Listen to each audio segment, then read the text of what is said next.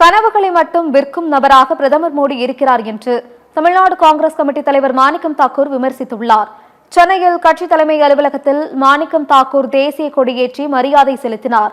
பிறர் செய்தியாளர்கள் சந்தித்த அவர், பெரிய கனவு காண வேண்டும் என பிரதமர் கூறுகிறார். ஆனால் கனவு கண்டால் போதாது, அவற்றை நிறைவேற்ற வேண்டும் என கூறினார். கனவுகளை மட்டும் விற்கும் நபராக பிரதமர் மோடி இருக்கிறார் எனவும் விமர்சித்தார். 83வது ஆண்டில் ராகுல் காந்தி செங்கோட்டையில் தேசிய கொடியை பிரதமராக ஏற்ற வேண்டும் என்பதுதான் காங்கிரஸ் கட்சியின் கனவும் எனவும் மாணிக்கம் தாக்கூர் தெரிவித்தார்.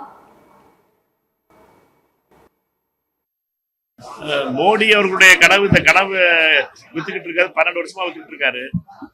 அவரை பொறுத்த மட்டும் பல கனவுகளை வித்து முடிச்சிட்டாரு. 15 லட்சம் ரூபாய் போடுறோம்னாரு, கனவா இருக்கு. இந்தியாவில் ஏழ்மையே இருக்காதுனாரு, கனவா இருக்கு.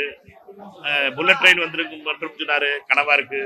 12 வருஷம் ஆச்சு, திருப்பியும் கனவுக்கு போயிட்டாரு. கனவுலே இருக்க வைக்க கூடாது, சொல்லக்கூடியதை செய்யக்கூடியவர்களா இருக்கணும்.